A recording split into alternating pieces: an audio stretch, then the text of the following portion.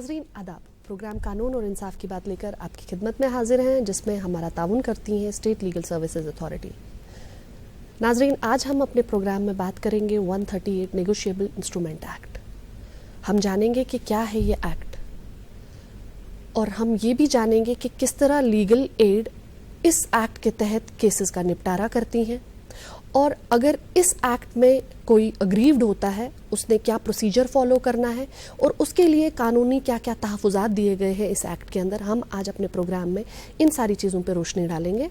आज हमने अपने स्टूडियो में दावत दी है जो हमारे मेहमान जज साहब हैं, मीर वजाहत साहब, सब जज सेक्रेटरी डालसा अनंतनाग, जिनसे हम जानेंगे कि क्या है ये एक्ट और कैसे कैसे इस एक्ट में तरमीमें होती गई वक्तन फ़वक्तन, और क्या क्या चीज़ें जो है इसमें एक इंसान को दो चार होना पड़ता है अगर कहीं इस एक्ट के बारे में पूरी आपको नॉलेज ना हो, या अगर कहीं कोई चीज़ या कोई प्रोसीडिंग्स जो है वो अगर लंबी खिंच जाती हैं या टाइम कंज्यूम करती हैं। तो जज साहब, आपका हमारे प्रोग्राम में खैर मकदम है। जज साहब, जैसे कि हमने शुरुआत में ही बताया कि हम आज बात करेंगे नेगोशिएबल इंस्ट्रूमेंट एक्ट 138 के बारे में, तो सबसे पहले हम जानेंगे कि क्या है इस एक्ट का वजूद और कैसे आया ये। मैं आपसे अर्ज़ करूं, जो ये नेगोशिएबल इंस्ट्रूमेंट्स एक्ट है ये हिंदुस्तान की आज़ादी के पहले से राइज था, साल 1981 से जी। तो इसमें अगर हम देखें, ये एक कानून था जिसमें नेगोशिएबल इंस्ट्रूमेंट्स 3 अक़साम की मोटी मोटी होती है, जिसमें promissory note, bill of exchange और चेक्स आते हैं, उनको डील करता था। क्योंकि ये ऑरिजिन इसका इंग्लिश ऑरिजिन है और ईस्ट इंडिया कंपनी यहाँ मर्केंटाइल ट्रांजैक्शंस, तिजारती काम के लिए आए थे, तो उन प्रैक्टिसेस को बढ़ावा देने के लिए और उन प्रैक्टिसेस को एक लेजिटिमेसी देने के लिए एक्ट लाया गया था। ये एक्ट इंग्लिश ऑरिजिन का है और इसमें आज तक तकरीबन 25 बार तरमीमें हुई हैं, तकरीबन 15 तो आज़ादी से पहले और 11 आज़ादी के बाद। इसमें जो मखसूस और जो इम्पोर्टेंट अमेंडमेंट्स हैं, जो तरमीमें हैं, वो साल 1988 की है, जिससे एक चैप्टर 17 ऐड किया गया था, जिसमें सेक्शन 138 to 142 सेक्शंस लाए गए थे, जिसमें चेक बाउंसिंग को एक जुर्म, फौजदारी जुर्म तस्वुर किया गया था, जिसमें अवलन सज़ा 1 साल की थी और बाद में उसमें तौसी करके 2 साल की सज़ा बढ़ाई गई थी, और जुर्माना और जो कंपनसेशन इस 138 के तहत वो ये तय पाया गया था, जो दुगना रकम चेक है वो, और या 2 साल की सज़ा जो अभी इस वक्त आज है। और इस एक्ट की जब हम तशरीह और शरह देखते हैं, ये पहले सिविल ये दीवानी मुकदमा जात जो चेक्स, प्रॉमिसरी नोट्स या बिल ऑफ एक्सचेंज पे होते थे, उनको डील करता था, और साल 1988 के बाद जिसको नाफिज किया गया था 1 अप्रैल 1989, तब से it deals with checks in criminal courts, जो फौजदारी मुकदमा है, और उनमें ज़ाब्ते भी फौजदारी लगते हैं। जी, जैसे कि अभी आपने बताया कि ये फौजदारी ज़ाब्ते में है, 138 जो है हम डील करते हैं, जो हमारे कोर्ट्स में डील होते हैं, ये एक सिविल नेचर का केस नहीं है। हम जानेंगे क्या क्या रेमेडीज़ हैं चेक बाउंसिंग के लिए।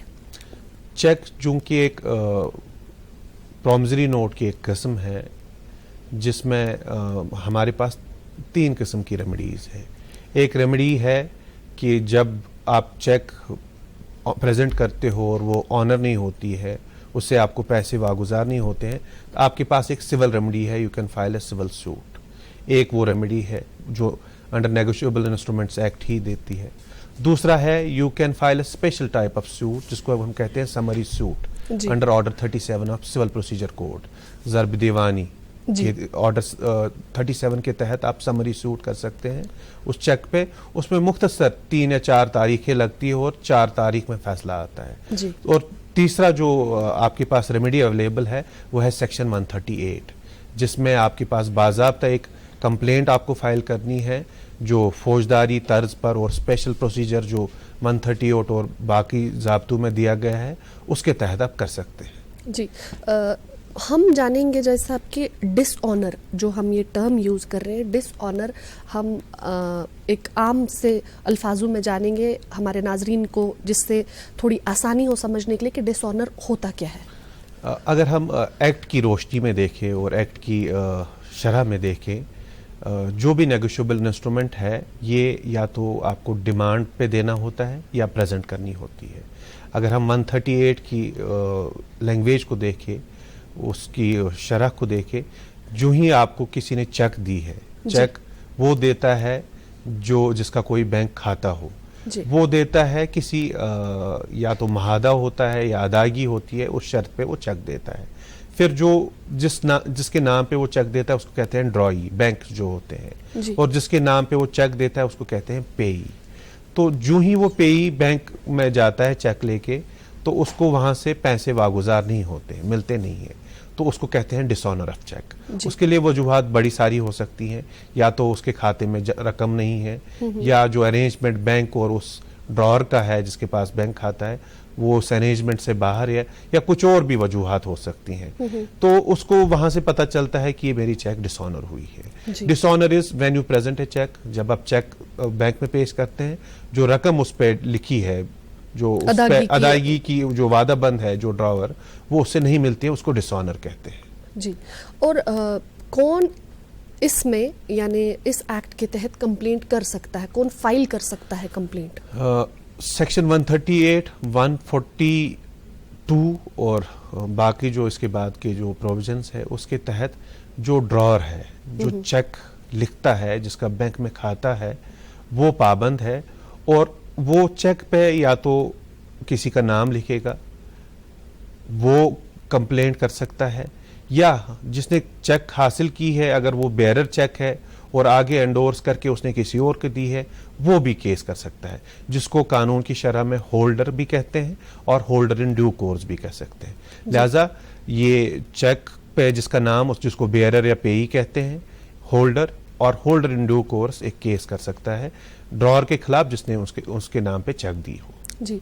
क्या प्रोसीजर रहता है जैसा जब आप चेक प्रेजेंट करते हैं और डिसऑनर होती है, तो फिर क्या एक इंसान को जिसको चेक मिली है यानी पेईज जो है उसको क्या प्रोसीजर फॉलो करना है ताकि वो कोर्ट में अपना जो कंप्लेंट है वो दायर कर सके? सेक्शन 138 एक कंसोलिडेटेड एक प्रोविजन है जिसमें सारी प्रोसीजर्स दिए गए हैं। उसमें लिखा गया है जो एक ड्रॉअर है जो बैंक पे लिखता है कि किसी के नाम पे चेक दी जाए, तो जब वो चेक पेश की जाती है और वो डिसऑनर होती है, तो सबसे पहले वो चेक की वैलिडिटी एक्ट के तहत 6 माह होती है, अलबत्ता या जब तक उसकी वैलिडिटी हो। हालांकि एक्ट में इस 6 माह में कोई तरमीम नहीं की गई, अलबत्ता वैलिडिटी जो है वो 2011 के बाद आरबीआई गाइडलाइंस के तहत सिर्फ 3 माह की रखी गई। लिहाजा cheque is valid for only 3 months as per RBI guidelines issued in 2011। तो जो ही उसको चेक पेश करनी है, it is to be presented within 3 months. तो जो ही वो प्रेजेंट करता है, if he gets cash then there is no issue. अगर उसको पैसे मिलते हैं तो कोई दिक्कत नहीं है। जब उसको पैसे नहीं मिलते हैं, उस सूरत में उसको एक मेमो हासिल करना पड़ता है जिससे उसको पता चलता है कि ये चेक मेरी ऑनर नहीं हुई है। जो ही उसको पता चला कि मेरे पास ये चेक ऑनर मेमो आया है, जिससे पता चला है कि किन वजूहात पे मेरी चेक ऑनर नहीं हुई है, इसकी बेइज्जती हुई है, उसके बाद उसको नोटिस देनी है जिसने उसको चेक दी है कि आपने मुझे ये चेक दी थी, ये ऑनर नहीं हुई है, आप इस मियाद के अंदर मुझे ये रकम दे दो। इसमें 15 दिन का वक्फा है। 15 दिन के वक्फे में जो ही मेमो हासिल हुआ, 15 दिन के अंदर अंदर आपको ये नोटिस देनी है। और उसका मियाद 1 महीना है। फिर 1 महीने तक उसका इंतजार करना है कि ये 1 महीने में शायद रकम अदा करे। ऐसा ना हो कि केस दायर करने से पहले ही जिसने आपको चेक दी है उसको मौका दिया जाए कि वो रकम अदा करे। जब वो 1 माह तक अदा नहीं करता है, फिर उसको वेट करना है 15 दिन। जो ही आपने इसको भेजा, 15 दिन आपको वेट करना है। 15 दिन वेट करने के बाद आप 1 महीने के अंदर इसको केस दायर कर सकते हैं, जो एक फौजदारी मुकदमा होगा। जी। जैसा यहाँ पे हम थोड़ा इसमें वजाहत चाहेंगे आपकी। जैसे कि आपने बताया कि मेमो जब लेते हैं आप 15 दिन के अंदर अंदर आपने नोटिस ऑफ डिमांड देनी। लेकिन कभी कभी ऐसा होता है जब 2 पार्टीज होती हैं, जैसे 138 अक्सर अगर देखा जाए पार्टनर्स में होता है, यहीं जहाँ पे डेट्स हो या कोई भी चीज ऐसी हो, तो उनमें एक अच्छा रिलेशन उन्होंने शेयर किया होता है पास्ट में। तो कभी कभी ऐसा होता है या कभी कभी डिसेप्शन भी होती है कि आपका पार्टनर आपको डिसीव करना चाहता है, वो 15 दिन का टाइम है, या वो वेल एक्वेंटेड होता है, उसको पता होता है 138 के बारे में, वो टाइम किल करना चाहता है। वहां पे आप नाजरीन को क्या कहना चाहेंगे कि उन 15 दिन को एक इंसान को किसी भी मतलब छलावे में नहीं आना है, उसमें आप क्या कहना चाहेंगे? जो कानून की रूह से, जो जजमेंट्स की रूह से, वो ये है कि जब तक चेक वैलिड है, मतलब 3 माह की मियाद के अंदर आप कितनी भी बार चेक को प्रेजेंट कर सकते हैं। अलबत्ता जब आपने मेमो हासिल किया है उसके बाद आपको नोटिस देनी है जी। अगर आपने नोटिस दी है फिर वो टाइम पीरियड आपका शुरू होता है जी। अगर आपने नोटिस नहीं दी है, सिर्फ मेमो हासिल किया है, आप दोबारा उसको प्रेजेंट करें। मसलन ये अमूमन होता है, किसी ने किसी को चेक दी, उसने कहा जी ये डिसऑनर होगी, मैंने मेमो हासिल किया है, वो कहता है मुझे 10 दिन दे दो जी, मैं आपको ये रकम दूंगा। तो अगर आप नोटिस नहीं भेज रहे हो, आप 10 दिन के बाद दोबारा इसको प्रेजेंट कर सकते हो, मेमो फिर से हासिल कर सकते हो। अलबत्ता अगर आपने क्लॉक शुरू की कि नोटिस इशू करने की, फिर आपको उस मियाद से चलना है जी। फिर वो वक्त जो 15 दिन, महीना, फिर 15 दिन और महीना का जो मियाद है वो शुरू आपका हो गया है, आप फिर उसमें वो लिमिटेशन में आ सकते हैं फिर जी। जैसा आपने तो खुद भी ऐसी काफ़ी सारे केसेस में डील किया होगा, तो अक्सर ये चीज़ जो है, अक्सर ये प्रॉब्लम्स आती हैं जब भी स्टार्टिंग में ही जब आप फाइल करने जाते हैं केस, तो तब ये वो नेगोशिएशन हमारी चल रही है या कुछ, वो टाइम बाय कर रहा होता है अगला इंसान, लेकिन कंप्लेनेंट को वो चीज़ें समझ में नहीं आती हैं। जैसा हम जानेंगे कि क्या होता है फिर जब मेमो पेश करके, उसके बाद नोटिस सर्व करके, उसके बाद क्या प्रोसीजर फॉलो करना है, कोर्ट्स में कैसे क्या प्रोसीजर फॉलो होता है? जो ही आपने नोटिस सर्व की, जो मियाद है, आपने 1 माह का इंतज़ार किया, 1 माह के अंदर उसने आपको अदायगी नहीं की, फिर 1 माह के अंदर अंदर ही 15 दिन गुजरने के बाद, नोटिस सर्व करने के 15 दिन गुजरने के बाद आपके पास 1 माह है, 1 माह के अंदर आपको एक फौजदारी कंप्लेंट, इस्तिगासा पेश करना है। इस्तिगासे में आपको लिखना है कि ये चेक फलानी ने मुझे दी थी, हमारे दरमियान लेन देन था, ये किसी लीगली एनफोर्सेबल डेट की अदायगी के लिए था और ये चेक डिसऑनर हुई।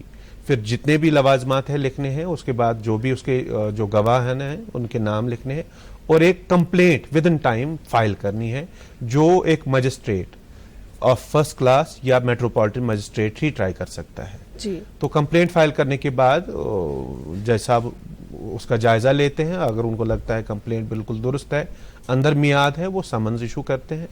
फिर उसमें वो आता है, उस मुल्जिम कहते हैं, मुल्जिम आता है, उससे बयान लिया जाते हैं जिसको इस्तिफसार कहते हैं, उससे कहा जाता है आपके खिलाफ इसने फलानी केस किया है, क्या ये सच है, आप वजह जाहिर करो कि आपको इसकी सजा क्यों ना दी जाए जी। अगर वो कहता है जी मैंने चेक दी है, मैं ये रकम अदा करूंगा, तो हर चीज को, सिचुएशन को देख के उसको हम कुछ वक्त का एक मोहलत दे सकते हैं। अगर वो एडमिट करता है मैंने दी है, उस सूरत में उसकी सजा हो सकती है जो 2 साल है और दुगनी रकम चेक। और इसके अलावा मैं आपको कहूं, एक जजमेंट है 2014 में 2 जजमेंट्स आई जिसमें ये देखा गया कि चूंकि ये जुर्म जो है नेगोशिएबल इंस्ट्रूमेंट्स 138 कंपाउंडेबल है, काबिल तस्फिया है, तो लिहाजा अगर फ्रीकैन पहले ही मरहले पे तस्फिया करते हैं तो अच्छी बात है। अब वो क्या करते हैं, वक्त खाते हैं, बहुत वक्त लगाते हैं, फिर उसके बाद फाइनल स्टेज पे तस्फिया करते हैं। उसके लिए सुप्रीम कोर्ट की गाइडलाइंस ये है, अगर वो उसी कोर्ट में लेटर स्टेज पे तस्फिया करते हैं, in addition to 2 years imprisonment, और जो ये double the amount of cheque, और both 10% of cheque amount as cost recover किए जाए, जो डिस्ट्रिक्ट लीगल सर्विस अथॉरिटीज में जमा किए जाए जी। ये ज़ाब्ता है। और ये दूसरी जगह अगर ये कोर्ट ऑफ सेशन में गया, अपील रिवीजन में, वहां पे फिर तस्फिया करता है, देन 15% ऑफ कॉस्ट ऑफ जो amount of cheque as cost लिए जाए, जो भी डिस्ट्रिक्ट लीगल सर्विस अथॉरिटीज में जमा किए जाए। अगर ये सुप्रीम कोर्ट या हाई कोर्ट में जाता है तस्फिया करने के लिए, उससे 20% ऑफ जो अमाउंट है एज कॉस्ट लिए जाए, जो मुतलका डिस्ट्रिक्ट लीगल सर्विस अथॉरिटीज में जमा किए जाए जी। ये वो चीज कवर करने के लिए जो टाइम गेन करता है, एक अक्यूज्ड के चेक बाउंस का केस चल रहा है, उसके पास पैसा नहीं होता, वो तब तक मैनेज कर लेता है। एग्जैक्टली जी। हम देखते हैं कि अमूमन अदालतों में लोग बड़े चालाक हैं, वकीलों की उनकी मावनत है, वो उनको सलाहें देते हैं। उस सब को देख के हम भी देखते हैं, हमें भी हल्का फुल्का तजुर्बा है कि वक्त और तवालत चाहते हैं, जो मुल्जिम होता है 138 केस में वो तवालत चाहता है, जबकि ज़ाब्ता ये है जो सेक्शन 143 में है, उसमें ये लिखा गया है कि हर 138 केस को on day to day basis लेना है जी। हर केस को हर दिन पे लेना है। अगर आप अगले दिन इसकी दूसरी तारीख नहीं दे रहे हो, आपको लिख कर ये वजूहात जाहिर करने हैं कि मैं अगली तारीख क्यों नहीं दे रहा हूं। तो वहां पे हमें देखना है कि इस मामले को हमें रोब अमल लाने की जरूरत है। और दूसरी चीज ये है कि जो ये 138 मैटर है, ये 6 माह के अंदर हमें कंक्लूड करना है। तो वहां पे भी हमें चाहिए कि हमें थोड़ी सी इसमें तवज्जो चाहिए, कोशिश चाहिए कि हम इस प्रोविजन को रोबे अमल लाए। जी सर, वो तो 2014 की जजमेंट में कवर हो जाता है। अगर वो 6 महीने वहां से आप डिस्पोज ऑफ नहीं दिखाते तो अगर कल को जो कंप्लेनेंट है उसका ऐसे नुकसान भी नहीं होता है। नहीं, उसमें इसमें ज़ाब्ता है कि आप इंटरेस्ट ले सकते हो, जो मर्केंटाइल रेट्स है, जो बैंकिंग रेट्स है, उस हिसाब से आपको इंटरेस्ट लेना है। वो तो हक बनता है कंप्लेनेंट का। जो ही कोई किसी केस में ये पाया जाता है कि कंप्लेनेंट ने अपना केस प्रूव किया और मुल्जिम सजावार पाया जाता है, फिर सेंटेंसिंग के वक्त ये चीज़ हमें मदद करती है कि रकम कितनी दे, दुगनी दे, फिर कॉस्ट कितने दे, इंटरेस्ट कितना दे, कितनी तवालत लगी है। ये सारी चीज़ें हमें मदद करती है कि हम किस शरह का, किस लेवल का सेंटेंस अवार्ड करें। आपने कहा कि 6 महीने के अंदर अंदर 138 की कंप्लेंट जो है डिस्पोज ऑफ करनी है।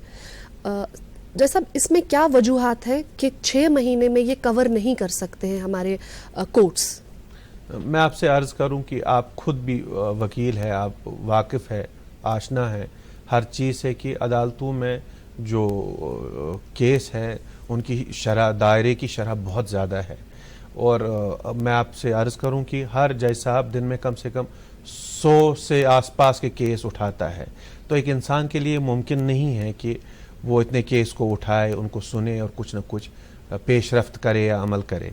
तो लिहाजा जब इंस्टीट्यूशन ज़्यादा है, दायरा ज़्यादा है, केसों का दायरा ज़्यादा है, तो मुझे लगता है कि ये इसमें या तो हमें एक स्पेशल कोर्ट्स, हालांकि बड़ी सारी स्टेट्स में एनआई एक्ट के स्पेशल कोर्ट्स है जो सिर्फ एनआई एक्ट वाले केसेस सुनते हैं, या उनको हमें यहाँ पे लाने की ज़रूरत है, या तो जो जजों का रेशो है उनको बढ़ाने की ज़रूरत है।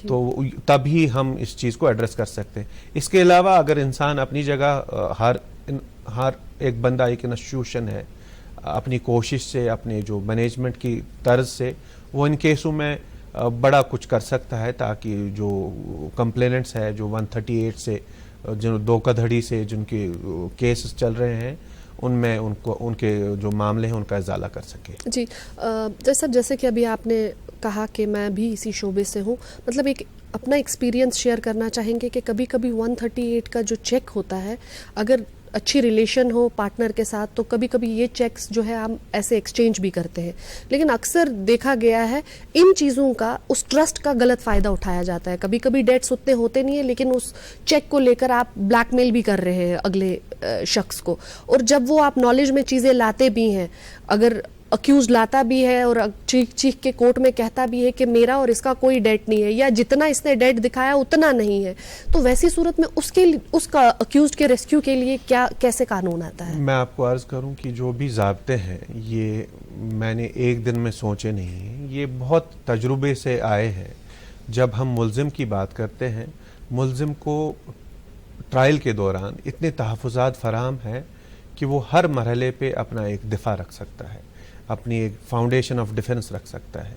जो ही केस दायर होता है, सबसे पहले उसका इस्तिफ़सार, जो आजकल ज़र्ब फौजदारी क्रिमिनल प्रोसीजर कोड के 251 में करते हैं, वो जो ही उससे सवाल पूछते हैं वो कह सकता है मेरा ये वजूहात है, इतनी रकम है, इतना नहीं है, इस अंडरस्टैंडिंग के तहत ही मैंने चेक दिया है। मैं आपसे अर्ज़ करूं कि जो नेगोशिएबल इंस्ट्रूमेंट्स एक्ट है, इसमें है presumptions in favour of holder, in favour of पेई, और स्पेशल रूल्स ऑफ एविडेंस भी है जो दफ़ा 118 के तहत और 139 के तहत जो प्रिजम्पशंस है। अलबत्ता इसका मतलब ये नहीं है कि वो रिबटेबल प्रिजम्पशंस नहीं है। जब मुल्जिम को मौका दिया जाए कि वो अपना जो उसका डिफेंस है उसको साबित करें, वो डिस्प्रूव कर सकता है जो कंप्लेनेंट का केस है। इनफैक्ट मैं आपको कहूं जो क्रिमिनल केसेस है, क्रिमिनल केसेस में कंप्लेनेंट पे ज्यादा बोझ है कि he has to prove his case beyond reasonable doubt. तो it's not only just preponderance of probabilities, उसको उससे भी ज्यादा और सबूत लाने हैं ताकि वो मुल्जिम को सजावार ठहरा सके। अलबत्ता मुल्जिम के लिए सिर्फ प्रिपोनेंस ऑफ प्रोबेबिलिटीज, जो स्टैंडर्ड ऑफ प्रूफ है वही स्टैंडर्ड है जैसे सिविल केसेस में है इन हिज डिफेंस। तो लिहाजा उसके लिए तहफुजात है, उसका कोई डिफेंस है, उसको भी सुना जाएगा, बिल्कुल मौका मिलता है। अलबत्ता शुरुआत में जो प्रिजम्पशंस है वो रिबटेबल है, मुल्जिम अपनी शहादत से उनको भी रिबट कर सकता है। जैसा आपने भी 138 में काफ़ी सारी जजमेंट्स दी हैं, हम चाहेंगे कि आप वो थोड़ा शेयर करें हमारे नाजरीन के साथ। मैं आपसे अर्ज करूं कि मौका मिला है, 11-12 साल का तजुर्बा है बतौर जज, तो कुछ केसेस को डील करने में जहां पे हमने एट लेंथ उनको फाइनलाइज करके on merits after taking evidence on both sides decide किया है।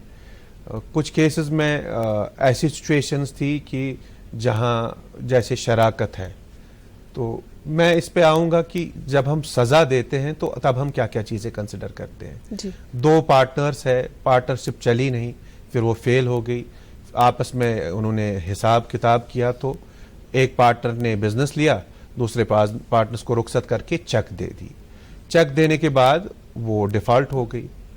अब उस सूरत में हम 2 साल सजा दें और दुगनी रकम चेक हासिल करें, तो मेरी नजर वो सेंटेंस के वक्त दुरुस्त नहीं था। तो मैंने उसमें पार्टनरशिप को कंसिडर किया, जो नुकसान उनको हुए वो सब को मद्देनजर रखते हुए वही चेक अमाउंट जो बकाया था उसको देने के लिए कहा, और इंटरेस्ट जो उस वक्त तक अदायगी तक था वो देने के लिए कहा, और सजा नहीं दी।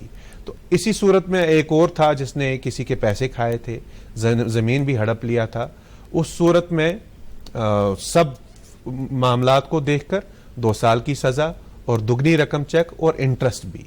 तो लिहाजा कोई स्ट्रेट जैकेट फार्मूला नहीं है, हर केस में आप अलग अलग नवियत से देखते हैं, अलग अलग सूरत हाल होते हैं, और उन्हीं हिसाब से फैसला तो होगा कि सजावार है, फिर कितनी सजा होगी वो आपको तय करनी है कि क्या सूरत और कैसी रिलेशन फ्री कैन के दरमियान है।